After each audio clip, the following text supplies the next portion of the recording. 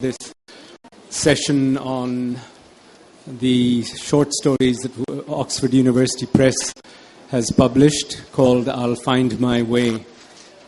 I'm happy to introduce our moderator for this session, Dr. Framji Minwalla, and he will then introduce the panels. But let me just quickly tell you, Mrs. Batul Ali is a senior editor, as I am, at Oxford University Press.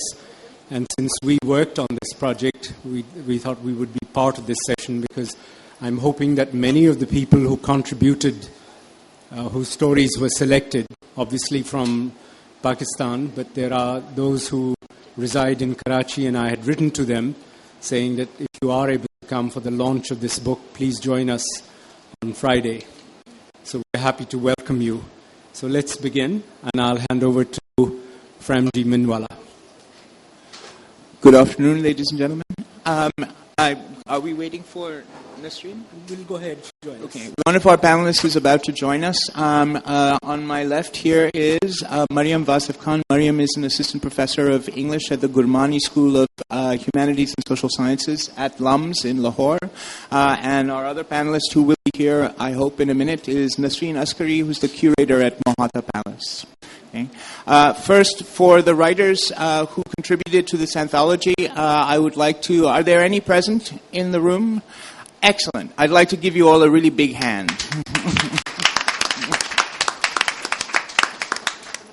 Truly, it's astonishing the range of writing, the range of subjects, the range of styles represented in this anthology is truly astonishing. It is a great achievement, and you should really all be applauded.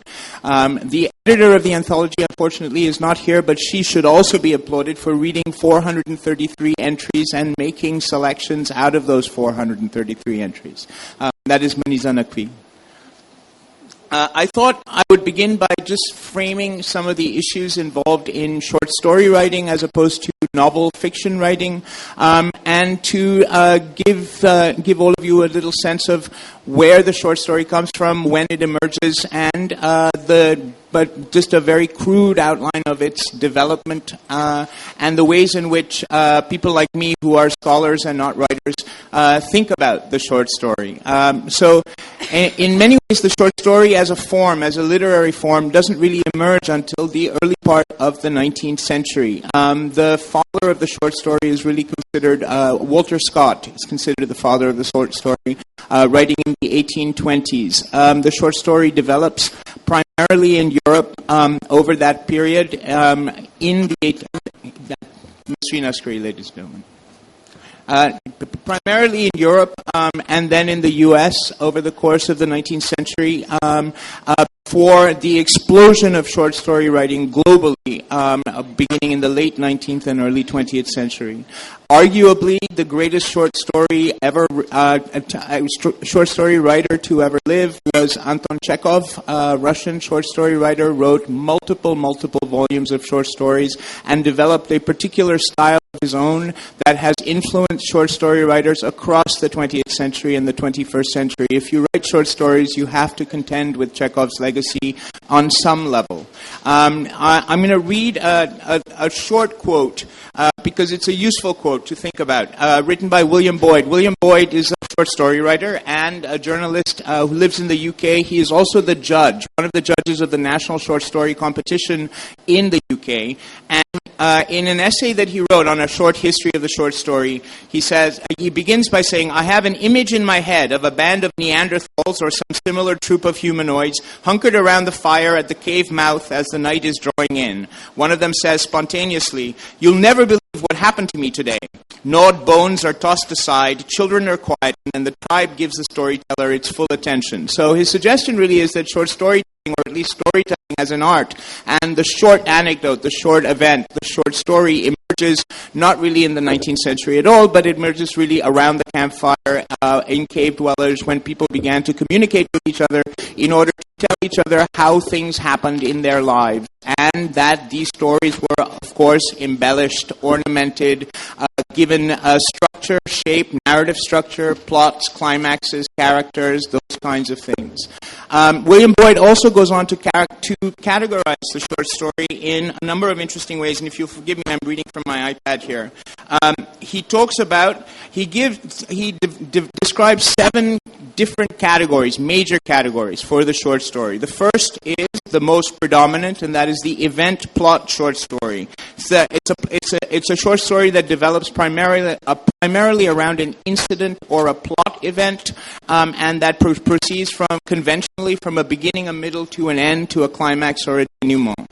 The second predominant short story tradition arises from Chekhov, and it's called the Chekhovian story. It's a story that actually focuses on the interior lives of individuals and the ways in which these interior lives clash around particular conflicts, personal conflicts, social conflicts. And the way he describes it is this: to record the actions of human beings as they are, and to leave them to speak for themselves without manipulation, censure, or praise. It's the Chekhovian short story.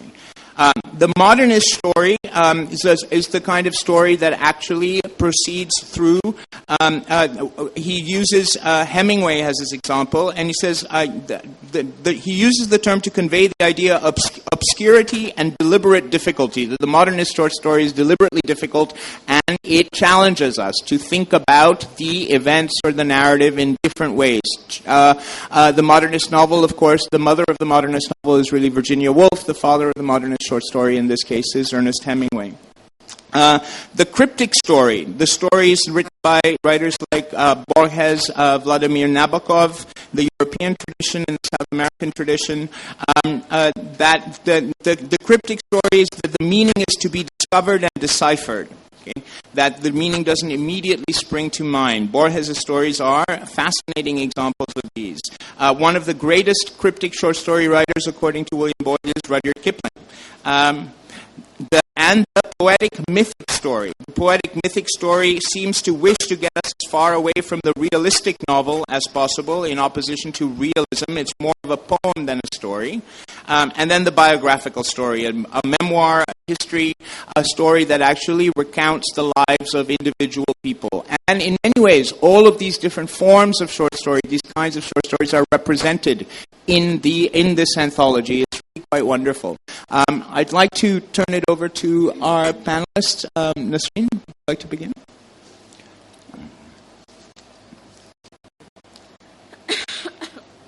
Hello, everybody. This anthology has been really a learning exercise for me, because I myself am not a writer, but I do like to read. And I came to the conclusion that most of the stories that I read were very tightly compressed tales, more or less semi-autobiographical, amongst the genres that Framji has just pointed out. And they are based more or less on personal experience, and therefore have to be read as such. They vary in level of realism, but they are quite real read like that. I'd like to read a very small passage from a story that moved me, and I don't know whether the author is present here. It's called The Princess Cut. Yeah. Faraz Hamidi. So his mama is here. How wonderful. No, she's the... In that case... She's... So you're here for him. Okay, very good. Thank you. It's the story of a young man who has loved and lusted after a girl from his early adolescence. And he knows that he is a little too disenfranchised to win her hand. She goes to the United States and marries a foreigner. She returns. He sees her at a party. He says, "She wasn't pretty in the way you would expect pretty to be, but she was perfect. The result of money cultivating itself into wealth. When wealth fits into a lifestyle, both envied and emulated, carrying with it an air of purposeful effortlessness. You can only come to this when you have the wisdom to mount the privileges of your background, see further and clearer than those who are around you. I think this is a beautiful passage, and it sort of crystallizes what this boy feels, both in terms of his hurt, his frustration, and his aspirations. Thank you. Thank you, Nasreen.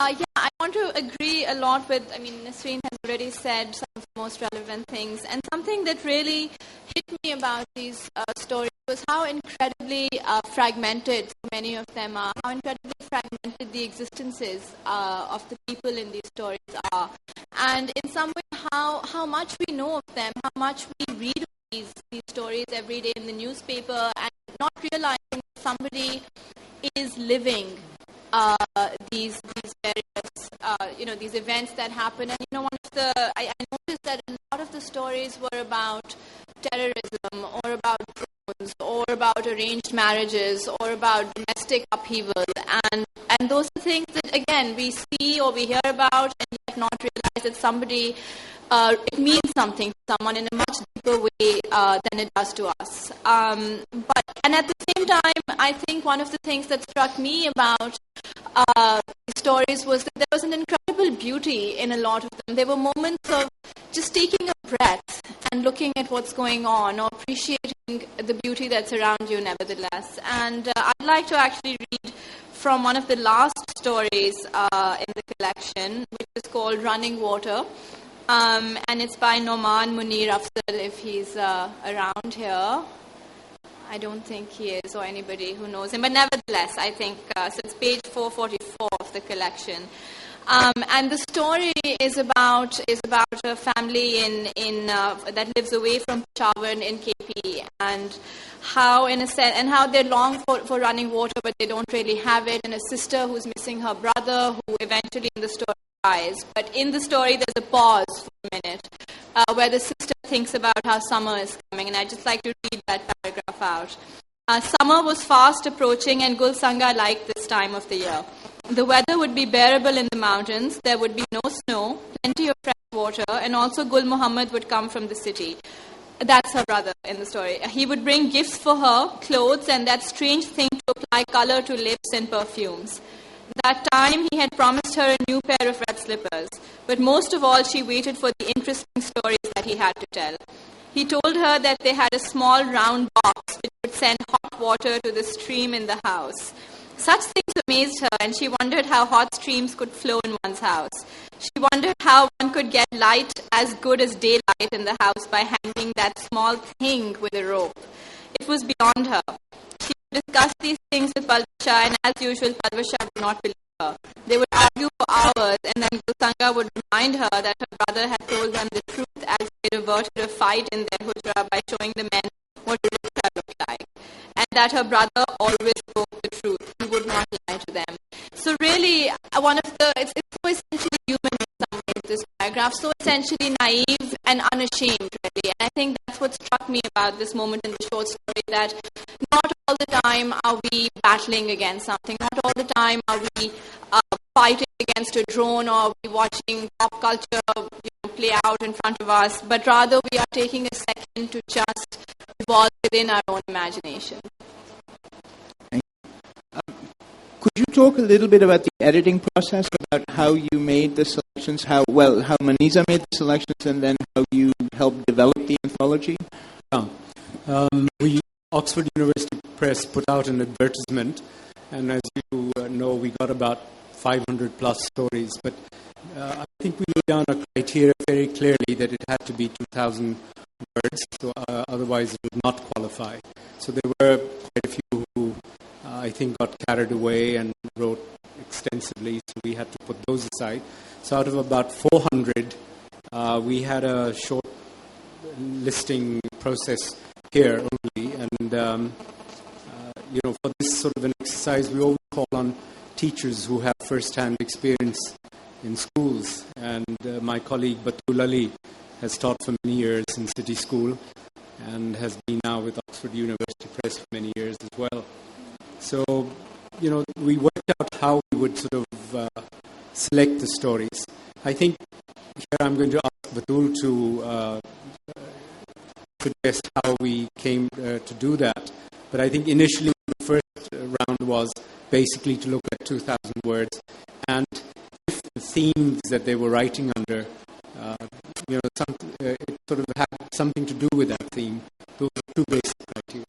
Batul, do you want to add in? I would like to say here that the main thing rather was the theme and word length, number of words, because the theme was very important. There are 4 themes here: paved and unpaved ways, the meaning of me, because this is what matters, and the bravest place on earth. And keeping these 2 things in mind, and of course the quality of language, the quality of expression, how well they express themselves, their sentiments, their observations, the language used, all these things are taken into consideration. But I must admit here that it was a very difficult task to select 74, 75 stories out of so many, and one had to really become very hard-hearted at times to put away something, because otherwise this would have been a 1,000-page tome. So my congratulations to those who did make it into print. And one thing that really encouraged me was the amount of talent, regardless of age and regardless of experience. There are stories here by people whose names we've read in the papers, and we've read pieces by them, articles by them, so they are experienced. There are stories also from first-time writers, and they have come out with such wonderful prose. I would have liked to read out something too, but I would just, on the very last page, where it's called Prologue, and this is by Salwa Aftabuddin. Salwa, are you there? Wonderful. I'm just going to read the epilogue. We're writing about the journeys of 3 travelers, and she writes here that, and even if they understood the answers, this is talking about all 3 of these travelers through life, were without knowing it, drawn towards their destinies with every step they took in life. They searched for their destinies around themselves and looked for advice in other sources. Yet they did not know that the tree and the ruler they came to find in Amask did not even exist. I'll skip forward, and even if they understood the answers, they never realized that the voice they heard was not his. The voice was their own hearts, speaking to them of their deeply hidden fears and wishes. From somebody so young, this kind of deep thought is marvelous. Keep it up. All of you who have contributed to this, you've done a wonderful job. And it makes for very good reading. Thank you. Also just like to add that when I sent out the emails telling people whose stories have been selected, they're right throughout Pakistan. And I did invite them for this afternoon's launch. Many wrote in that I'm in either Lahore, Pindi, Islamabad. I even had one of the selections from Peshawar. So I think we've covered Pakistan in a fully representative way. And I think everyone's been very happy with this, bringing about this book, because it has meant a lot to each of the contributors to be published by OEP in a book form. And it encourages them. And I was saying to the moderator that maybe he'd like to say a few words of what happens next, because this is a kind of an annual competition, and maybe there are some of you who will want to continue to write. So what do you go on from here? Maybe the 3 panelists can sort of give their views, because Dr. Framji is at IBA, and I was was asking him if there's going to be any creative writing sessions, and he did confirm that they're looking at that. Maryam Wasif Khan teaches at LUMS, and Nasreen Askari has a literary sort of, shall we say, contribution all over because she's curator at the Mohata Palace. I think for work like that, as she said, you have to be reading in order to create something as wonderful as she does. So let's see how what advice do you have for some of these young writers? Can I just add to that one of the things that the conventional wisdom about short story writers is that they are novelists in waiting, that short stories are an apprenticeship before you begin your great Pakistani novel or great international novel today. Can you speak to that as well when you address what next for writers of short stories? That's quite a difficult question to answer, considering we have, at least if not in the hall just now, outside and in the other meeting rooms, many authors who started out with short stories. And I think they will agree that to graduate is really the way to go. To go from 2,000 to 5,000 to a book. That is certainly the way to go. One more small addendum is that the one thing I noticed about this particular anthology was that if I were to think hard, I could tease out some common strands amongst the stories that I read. And the most important was that they were not all city-based. They were based, some in Karachi, some in Punjab, some in Khyber Pakhtunkhwa. And that was the nice thing about it, that it rounded it off. And that's what I think we need to encourage our young authors all over the country, is to write increasingly often and in greater volume. Thank you. Thank you, Nasreen. I want to disagree just a little bit and start off with maybe you won't become a novelist. Maybe, and especially if some of you attended the panel right before this, which was about the world of the novel. One of the things that was talked about was how, at least in the Urdu language, there's a very fitful relationship with the form of the novel, and that the short story really is the form of that language, the form that language really seems to have come into modernity with. Having said that, I feel like the novel is, yes, it's an ultimate form, but there are screenplays to be written, there are plays to be written, there are again many short stories to be written, and in particular I think that our time lends itself to the short story precisely because of its fragmentation, precisely because of the way we exist today, the ways our cities are so disparate in some ways, the way our existence is torn between village and city. And I think that the short story could really use kind of a deeper plot line and a deeper, I think, investigation of voice and style as well. So one of the things that stood out for me in this set of stories was how really in the raw fashion, really the very raw fashion in which these stories have been told. And I think that's a testimony to the kind of reality that these short stories, as Nasreen pointed out, are coming from. But having said that, I do believe that style is something that all young writers can really kind of just work on for years and years and years and perfect it eventually and publish before that, of course, also. It's always something that's in the making and never really at the end. So I think that's something that really will come with a lot of reading, because the more we look around right now, there's all kinds of stylistic variations in blogs, in novels themselves, in poetry, in the prose poem even. And I think that the prose of the short story can now use a more provocative approach than it's previously had.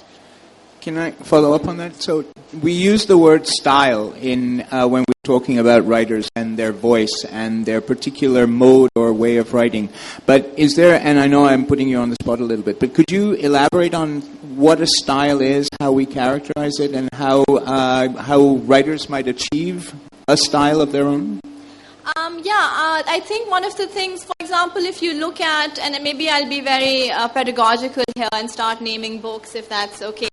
So one of the biggest, I think, moments in South Asian writing in English really came about when Arundhati Roy published A God of Small Things, which really in a lot of ways was an experiment with a new voice, a voice that was constantly fidgeting with itself, a voice that often combined entire words to make them into one, because that's precisely in a way the way she saw the language being spoken, or the way she saw the language in practice in some way. And I think it's different for different writers. So if you read someone like Mohsin Hamid, his style comes out of another world, the world that he sees or he lives in. I think most recently Bilal Tanveer's novel, The Scatter Here is Too Great, is another exercise in style where English is somehow, and the way I read his style is also that English is his second language in a lot of ways, and you see this second language being transformed in all kinds of ways with the secondary speaker taking ownership of this. Okay, so it's really, when I say style and I say voice, I mean something, a kind of writing that is coming out of the experience you are living. And that could well be a very elite experience. That could be an experience that takes place in a middle class setting. That could be an experience that takes place in a village. But your voice, the voice that emerges, I think, is essentially a testimony to that experience. And that really is what I think nowadays especially grabs the attention of critics and writers also. Nasreen? I would agree with that. But the whole business of style, rooted in the history and the tradition of the writer, might or might not come into play. I don't know what Kamla Shamsi's new novel is. In fact, some of her novels have completely, not alien, but different settings to the one that she has grown up in. But this is going back to a point I was trying to say earlier, which is a common thread, where a number of the stories in this anthology are really based in local knowledge and local tradition. Local dress, local morale, and local religion, if you like. So I'm not sure how style is affected, really, by these factors, but I presume it is. Listen, could you talk a little bit about, this may seem a little strange, but in many ways editing an anthology and curatorial practice have many similarities. The choices that you have to make, the decisions and the criteria you use to make those kinds of decisions, especially in relation to artwork. Could you speak a little bit about that and perhaps connect it to choosing stories for an anthology, what you might look for as a curator? I would look in a selection for an anthology for three things. The first being variety of experience, number two, setting, and number three, outcome. Very similar to the curatorial practice that I have in a limited way where I work, is that you have a theme, an overarching theme, let's say for an exhibition. You then decide which aspects of it you think are worthy of emphasis. So you buttonhole aspects that are important, for which you rely on your own experience and the experience that the theme illustrates.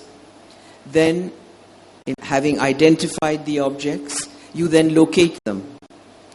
Having located them, you then obtain them. And having obtained them, you document them. So there is a certain chronology to curatorial practice.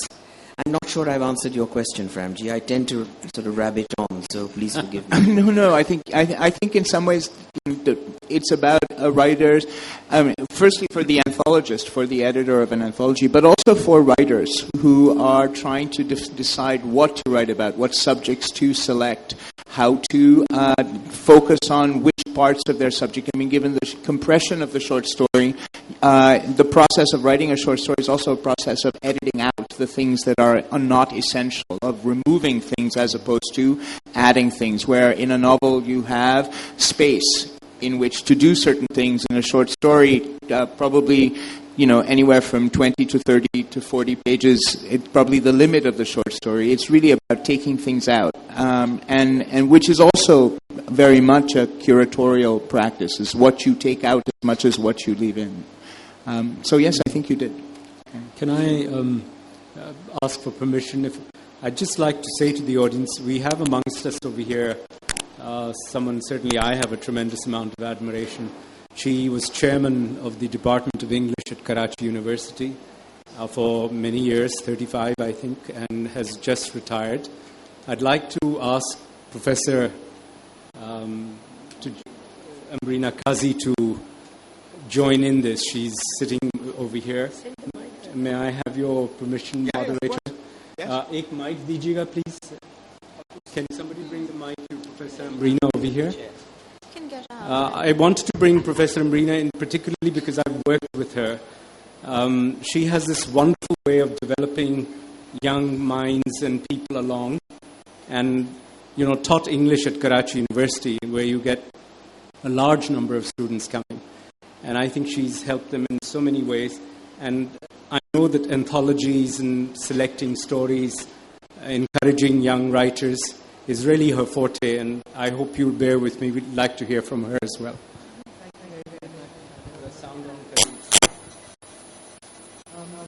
Can you hear me now? Yes. Yeah. Would you like to come up? No. She has a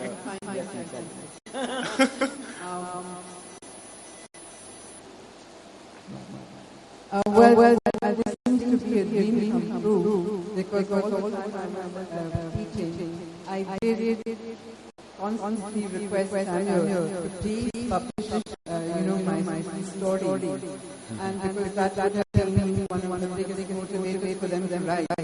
But I would like to say that there are many who write on a regular basis, and they don't just be published to give me some motivation. They write as it is.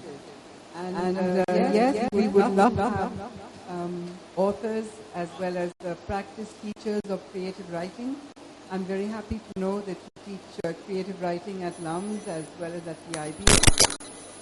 But yes, we do need more sessions of creative writing, so that not only are our students' work read and critiqued, but then they can go on to do this on a regular basis, not on a one-time basis.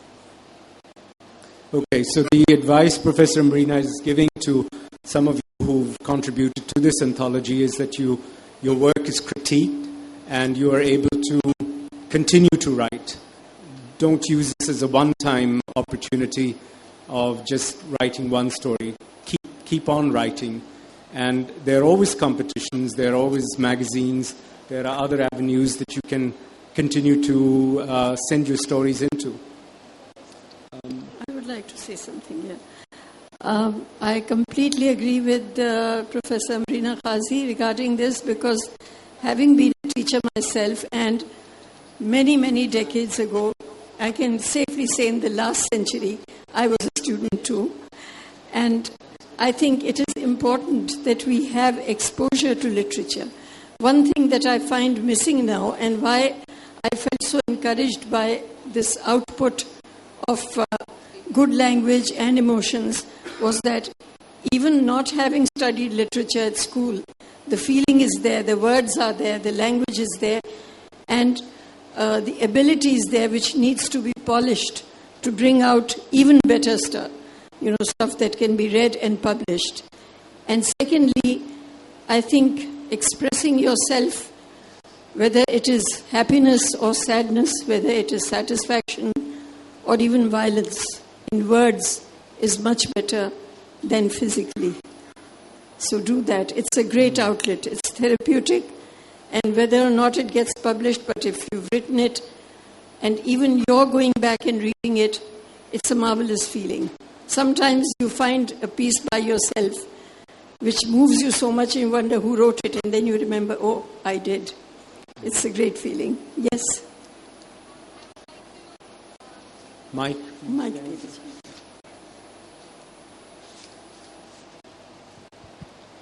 I would like to question, when you talked about a novel, how short stories turn into novels, and how you can go on from writing a short story and become a novelist. When does one really know when to stop? Because if I talk about myself, if I'm writing is always whenever there's a burst of emotion or there's something going on. But when does one know that, okay, this is where I have to stop? Or I've always been afraid if I write a book and I might not have enough to cover a book. Or if I'm writing a story, I might not be able to fix it all in one little short story. So how does one know when to stop? Well, I wish I knew, because I carry so many stories around in my head. And I'm hoping that OUP will give me a chance to write something myself, because somebody once asked me, how do you feel about your job as an editor? I said, I feel like a midwife, because I'm always bringing other people's babies into the world. I'm waiting for a chance to get mine out as well. I mean, I don't think there's really any set size for a short story. I mean, there's a short story in this collection which I think is really lovely, and it is all of not even a page. It's literally 1 page long. Yes. It's called Abdul Salam, and it's really. Given it is so short, I think I'll just read it. It's by Asim Shahzad. Is Asim Shahzad here? Tired and exhausted from my day's work at the hospital, I had just entered my house when the servant informed me that a couple with a child had been waiting for me since the afternoon. After washing, I went in to see them in the drawing room. One look at them was enough to tell me that they were very poor. Between them sat a pale, malnourished boy with bright, intelligent eyes. The boy's father told me that they belonged to the nearby village of Jung, that they had been directed to my house by a doctor in the city's hospital who knew me. The boy was suffering from an ailment that was hindering his development. He stared at me with his intelligent eyes throughout the time that they were with me. What is the boy's name? I asked. Abdul Salam, the boy's father replied. It was as if a bolt of lightning had suddenly coursed through my body. Jung, Abdul Salam. I immediately called my pediatrician colleague and told him about the boy. He told me that the boy's condition was curable, but that it would take time. I told him that I wanted the boy to be treated at his private clinic, which had the best facilities available. Will it cost a lot of money? Who will bear the expense? The father asked. Don't worry, I'll bear the expense. For many years I have owed a debt to Abdul Salam. Now it is my turn to repay the debt, I said. What are you talking about? He asked. Nothing, I said, and hung up. I looked at Abdul Salam. He was staring at me with those bright, intelligent eyes. Very good. And that's the entire story. So, and you know, some people talk about short stories as snapshots or as photographs or as say shards of a shattered piece of glass. It captures one thing and one thing only, and it fulfills that thing and doesn't do any more, doesn't need to do any more, and doesn't do any more than that. And I think when you finish it, you know you have finished it because it is complete, it is satisfying. It's like a good meal, right? Tastes good, fills you up, you don't want any more. Wonderful simile. That's right. Can we open up for the questions? We can now have questions from the floor. Is that okay? Shall we do that? Yeah. Framji? Yeah. Can we have questions? Can you give a better mic? कोई अच्छा mic दें जिससे आवाज नहीं आ रही लोगों की. I think it's okay. Can you hear me? It keeps going in and out. Keeps going off and on. दूसरा mic दीजिएगा. I just like to know, where is the market for short stories in Pakistan? You know, you could write, and then what do you do?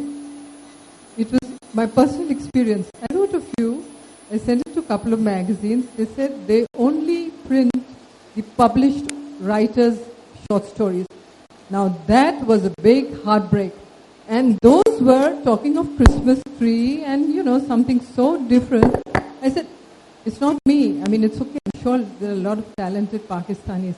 But few and far English magazines that we have, if they are going to publish what is already published, what service are we doing? I mean, believe me, it was a shock. So please tell me, where does one market one's short stories? This is a publisher's question. No, well, they have done a marvelous job. At least they ran a contest, and some way forward was there. But beyond that, there's nothing. No, I think you're right. There is this problem. A lot of people feel some of the work that they produce and write is not being published. But I think there is improvement on the publishing side. I can only quote you India, because India has a large number of publishers. Pakistan hasn't done that well in this field as yet. Well, I think you have to look at the sort of things we publish in Pakistan. Look at the magazines we publish over here. And I don't think they cover a wide range, which would have stories, what sort of things that you would like to see. No, I would say that. I think, one of the points that was coming out of a discussion here is that you have to keep on writing. You can't sort of just... but, you see...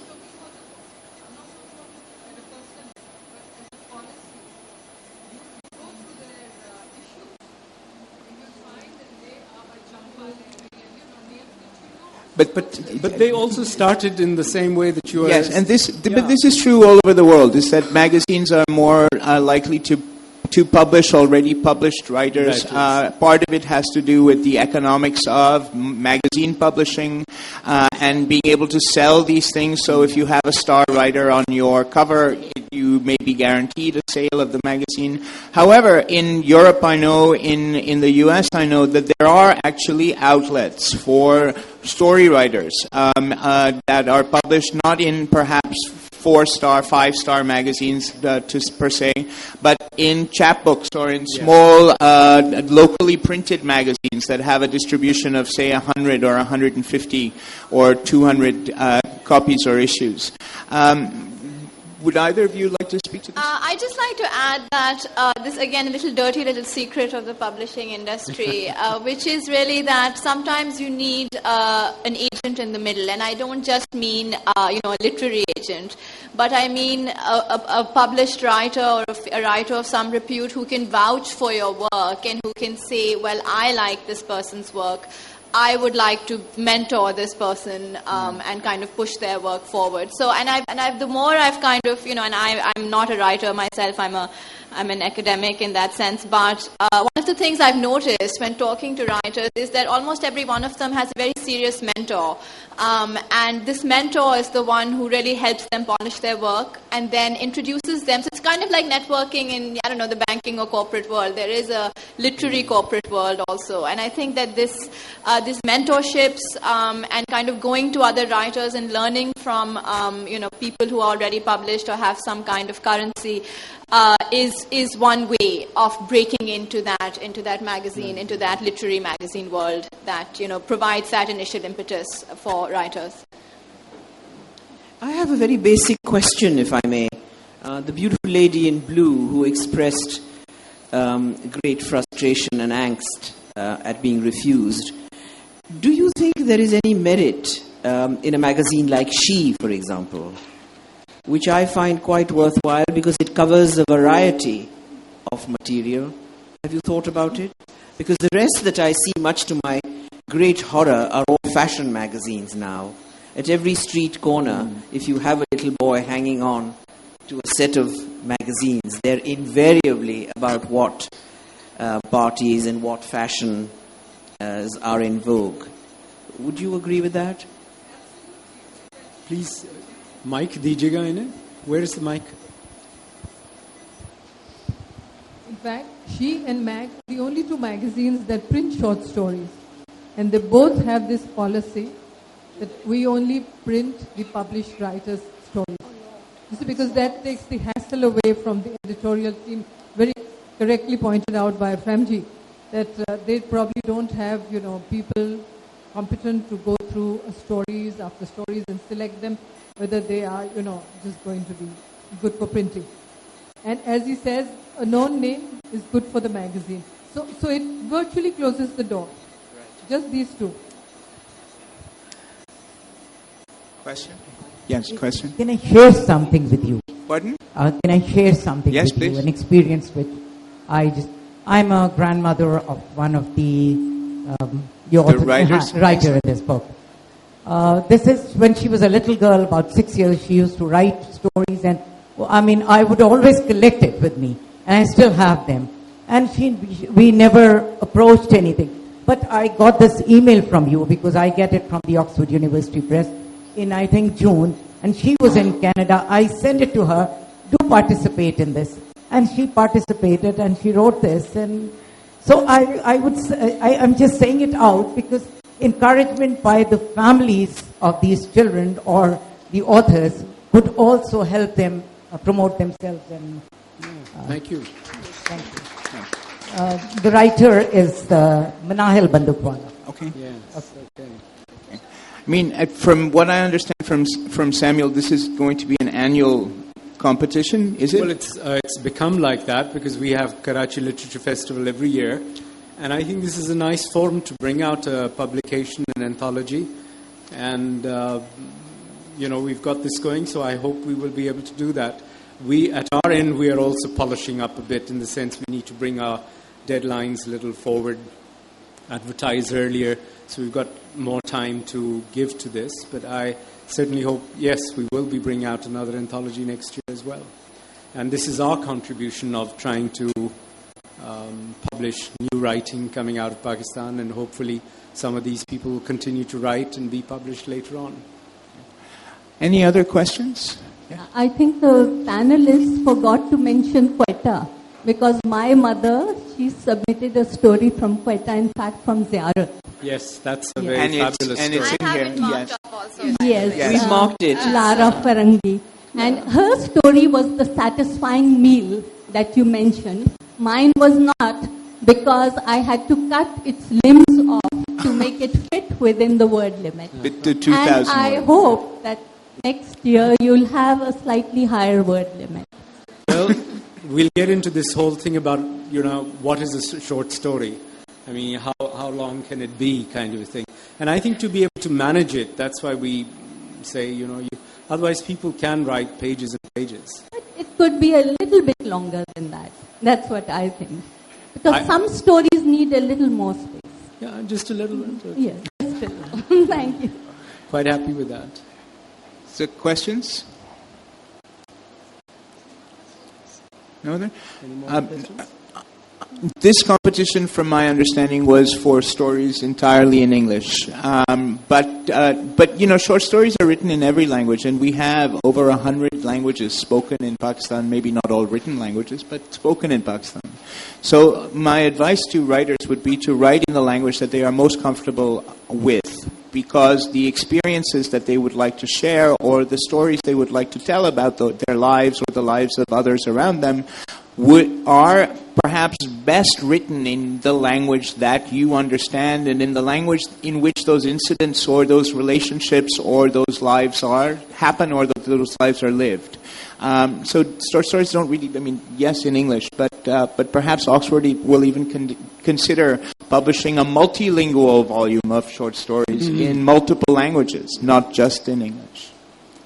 I would certainly advise Samuel, that in your department there should be something for Urdu as well, because a lot of people, I agree with you that the language in which you feel and think, that is the language that comes naturally to you. And a lot of experiences, they may have been experienced in your own language, not English. Not to say that English is not our own language. Now we have become so bilingual and so unconsciously bilingual that we keep mixing up the languages as we speak. It's not like as it used to be. The instructions I had from my father, before I opened my mouth, decide which language you want to speak. No, I said K. Fine. So there was no I said K over there, because it had to be in one language, either Urdu or English. But as we all know, and especially the influence of the media, as we can see, that dip karo longer, tea becomes stronger, that kind of thing. So please do have an outlet for Urdu. Okay. And secondly, all these young people here, why don't you think of a place where you can read out your work to each other, a reading room? I'm so glad to hear that the British Council is reopening its library, and I hope they'll give space to budding writers where they can read out what they have written and share it. Thank you. On that note, actually, T2F also brings in writers to read their own work with each other, to share their stories, and it's a great venue to do that kind of work as well. So if you don't get published, go to T2F, read it out loud. And I'd like to just say that if you look at the selection we have here, there are some there who have been writing and for some time now. They're names that you recognize. I think I'd like to say Ferial Gohar's story is in this book. You have Hilda Saeed, her story is in this book. These are very seasoned writers and workers. They're known in their fields where they've chosen to contribute. And I think when you read each other's stories, that sort of helps you as well. And one thing I'd like to make a point of, next year I'd like to also put in a little biography of the writer. I think that's missing in the book. Because, we need to know who's writing, where they're from, and just a couple of lines about themselves. Because that becomes a kind of a marker in time. So when you go back and read it again, this person wrote this story, and maybe they were living in a certain part of Pakistan and they have moved on since then. And I suppose if there are no questions, we can close. But I'd like to close with the fact that there are other writers who are going to be speaking about their work. Do go and listen to them. Two lady writers who are here. We have Kamla Shamsi and Uzma Aslam Khan, who was awarded a prize today. And both of them would have valuable, they will be asked questions, about their new books and how they got about it. So it's useful information for you as well. And thank you for your contributions once again. Thank you. Thank you.